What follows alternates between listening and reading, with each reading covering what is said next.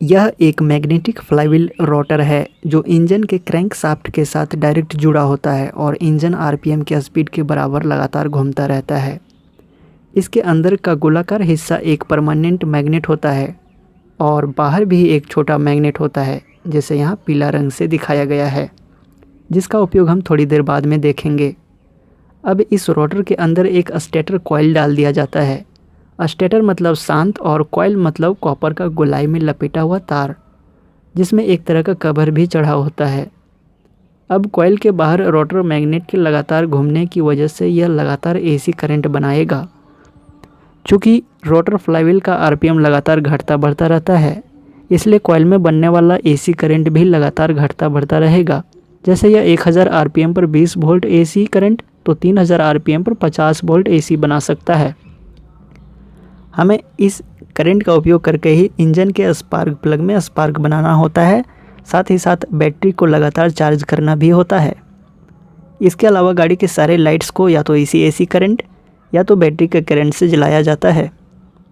हम यहाँ बैटरी को चार्ज और स्पार्क प्लग में स्पार्क बनने की प्रक्रिया को देखेंगे।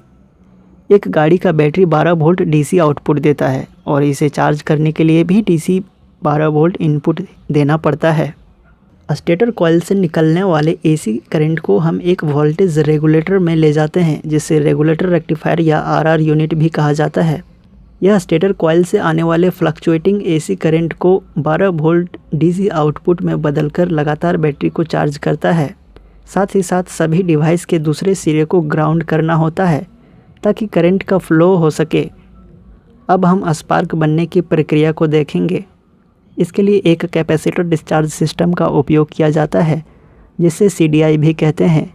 जैसा कि इसका नाम है, इसके अंदर एक कैपेसिटर होता है जो कि खुद को करंट लेकर चार्ज करता है, और जब यह करंट लेना बंद करता है तो इसी करंट को छोड़कर खुद को डिस्चार्ज कर लेता है ताकि अगली बार फिर से चार्ज हो सके। इस सीडीआई यूनिट के अंदर एक SCR सिलिकॉन कंट्रोल रेक्टिफायर भी होता है, जिसमें एसी करंट जाते ही एक्टिव हो जाता है। और जब यह SCR एक्टिव होता है तो क्या होता है, आइए देखते हैं। सीडीआई एसी और डीसी दोनों टाइप का हो सकता है।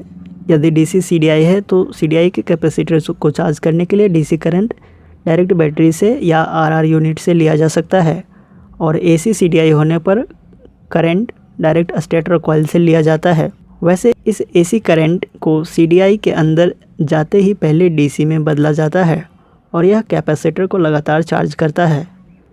अब यहाँ रोटर फ्लाईव्हील के बाहर एक छोटा कॉइल भी होता है, जिसके नज़दीक से ये येलो मैग्नेट गुजरने से इसमें एसी करंट या एसी पल्स बनता है, जो बहुत छोटा समय के लिए होता है।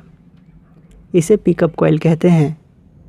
इससे निकला एसी पल्स सीडीआई के अंदर के SCR को हीट करता है, जिससे SCR एक्टिव हो जाता है। SCR के एक्टिव होते ही स्टेटर कॉइल से आने वाला करंट कैपेसिटर में न जाके SCR के माध्यम से ग्राउंड में चला जाता है। अब जैसे ही सीडीआई के कैपेसिटर में करंट जाना बंद होता है, यह अपने पहले जमा किए हुए करंट को इग्निशन कॉइल में भेजकर खुद को डिस्चार्ज कर लेता है। पिकअप कॉइल से आने वाला करंट के बंद होते ही SCR डीएक्टिवेट हो जाता है और करंट फिर से कैपेसिटर को चार्ज करने लगता है। यह प्रक्रिया पिकअप कॉइल की वजह से लगातार होते रहता है। सीडीआई के कैपेसिटर से निकलने वाला करंट इग्निशन कॉइल के प्राइमरी कॉइल में पहुंचता है। इग्निशन कॉइल में 2 कॉइल होते हैं। सेकेंडरी कॉइल में नंबर ऑफ टर्न्स मतलब गोलाई में तारों की संख्या प्राइमरी कॉइल की तुलना में 100 गुना ज़्यादा होते हैं। यह एक ट्रांसफार्मर की तरह काम करता है और सीडीआई से आने वाले करंट को आसानी से 20,000 से 30,000 वोल्ट में बदल देता है। यह हाई वोल्टेज HT केबल मतलब हाई टेंशन केबल के माध्यम से सीधा स्पार्क प्लग में पहुंचता है। स्पार्क प्लग में इस हाई वोल्टेज और ग्राउंड इलेक्ट्रोड के बीच 1 mm से भी कम दूरी रखा जाता है, ताकि यह हाई वोल्टेज जंप करके मतलब कूद कर ग्राउंड इलेक्ट्रोड में जा सके। जंप होते ही एक स्पार्क बनता है, जैसे कि जब 2 बादल आपस में से गुजरते हैं तो उनके बीच चिंगारी निकलती है, और यह स्पार्क पेट्रोल और हवा के मिक्सचर को आसानी से ब्लास्ट कर देता है। यदि आपने वीडियो यहाँ तक देखा है तो चैनल को ज़रूर सब्सक्राइब कर लें। वीडियो देखने के लिए